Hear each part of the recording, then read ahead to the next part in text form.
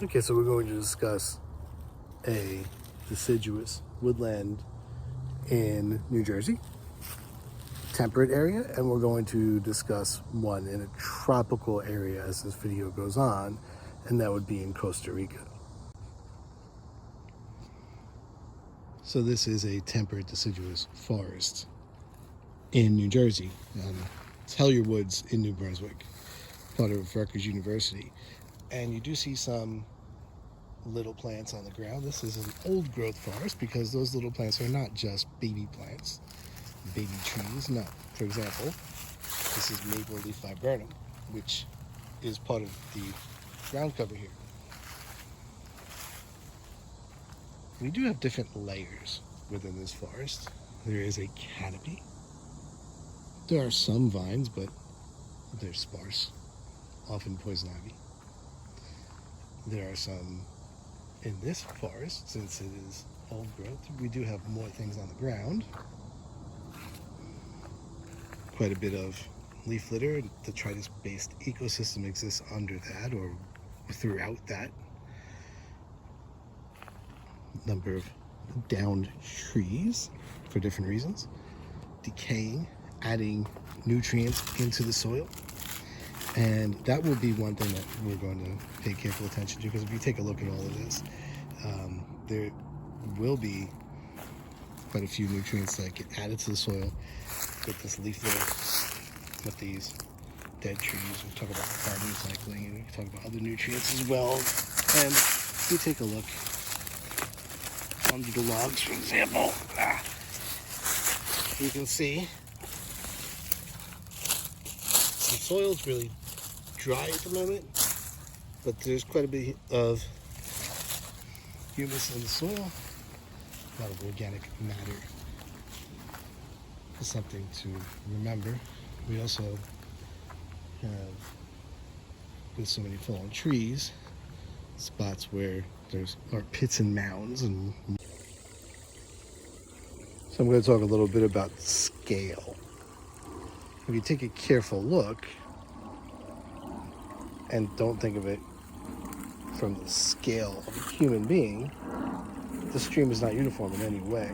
You have pools that are slow moving water, although this is a lotic water body, so it is flowing. But even so, you have pools like that. They have less dissolved oxygen than the riffles. That'll be a bit cooler and have more dissolved oxygen. And this gives different micro habitats and environments for very small things. We do have some plants that utilize cooler, shadier regions here that are more moist, and some organisms that prefer the pools with the slightly deeper water that again is more stagnant. You know, again, it's a lotic water body, not lentic, meaning stagnant, but it does have micro habitats. So I had to search really hard, but the name of this tree is Kevin, because it's telling me it's Kevin? No. Well, it's an American beech tree, and it has really smooth bark normally, unless you carve all over it. But the other reason why it might not have smooth bark at times is because it, in this area, usually doesn't get too large as it suffers from beech bark disease. That is a disease, if you will, a condition, if you will, that is caused by beech scale insect that was brought over from Europe unintentionally, and then it would infest the tree, and then it would be infected by a fungus, which would then, as it has a lower immune system, and eventually the fungus will infect it and cause it to snap. Oh, I know I promised this. This is so exciting. Maybe not. Anyway, what happens when a tree falls in the forest? It doesn't, well, it creates sound waves. How about that? Sound needs to be received by ear. Yeah, okay, whatever. Anyway, there is a tree. It fell. This is a discussion on pit and mound ecology. So the idea is it had roots. The roots came up. It made a hole. Actually made a mound here where the roots were. Sometimes those... Okay, squirrel. Thank you. Sometimes you get a mound after the pit as well. Either way, this allows different organisms to find their little microhabitats. In fact, sometimes you do get this pit filled with water. It's moister often. And the mound would be drier. And different organisms like one habitat versus the other. In this case, you also see some holes there, and I'm sure something can easily and is living in there. Doesn't appear to be home right now. The other thing it does when a large tree falls is it creates a hole in the canopy, and you can see there's more light that will come in at this spot, and this allows things like birch in this area to come in. It's a gap species, which the seeds disperse pretty far and wide.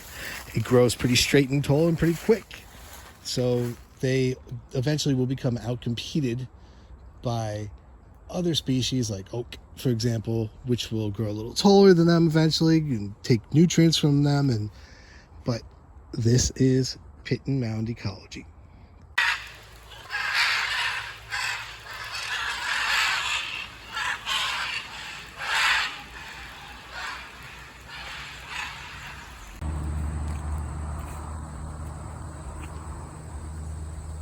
Pura vida.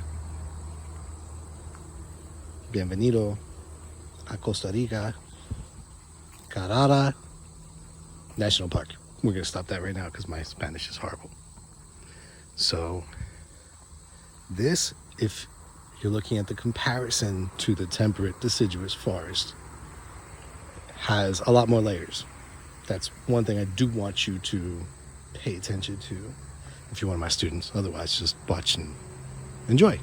But you can definitely see we're in a tropical, humid, wet forest. You see vines, you see more layers than we have in the temperate region. And I'm going to talk a little bit about why that is.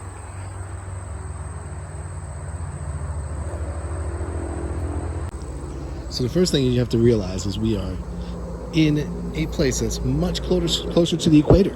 There's more energy. It's also wider in that part of the earth slightly, but it is. There's more area, more direct sunlight, more constancy, less seasonality. There is a wet season, a rainy season here, but you know, it's not a solid winter, fall, summer, spring like it is in temperate deciduous forest, which is a much harsher way to live. And having more energy leads to more primary productivity.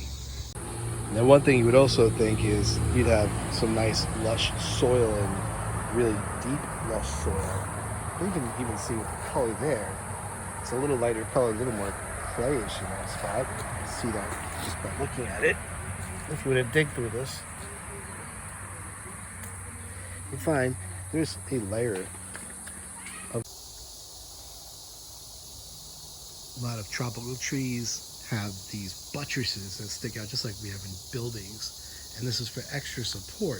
The roots don't really go too deep into the soil, especially since it's pretty poor in terms of nutrient quality. So at times there are trees that spread out more for that extra support.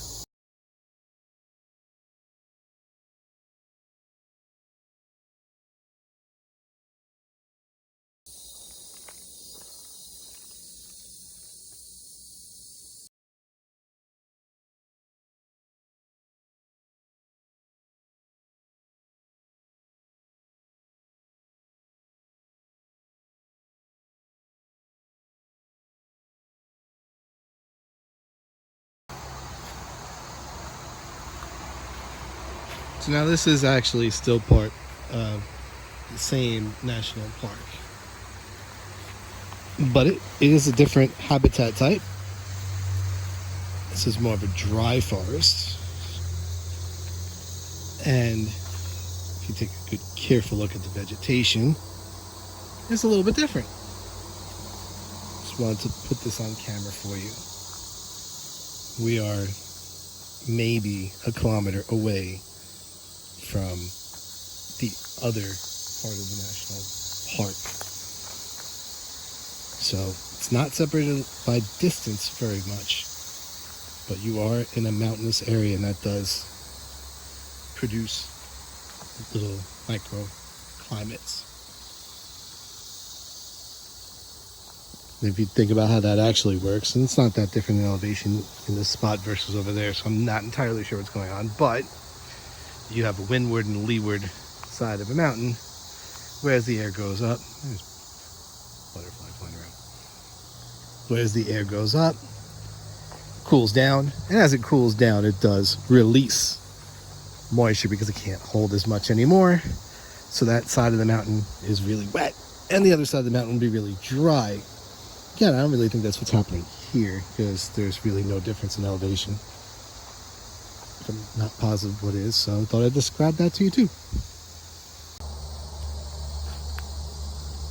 This is literally just a shot to introduce the Carara National Park dry forest with the palm trees behind me. There you go. A lot of palms in the dry forest is what I've been noticing just by walking around here for a second. So that's about all I have to say at the moment.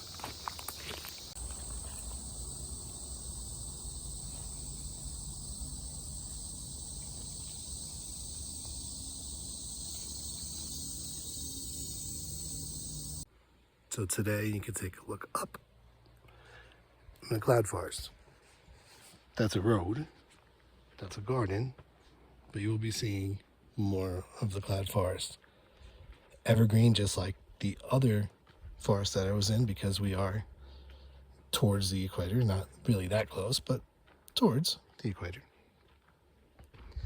And so it's more of constancy, and again, no need to lose your leaves. You got that light all year. But a little different environment, still lots of layers, and I'll show you a little bit more later.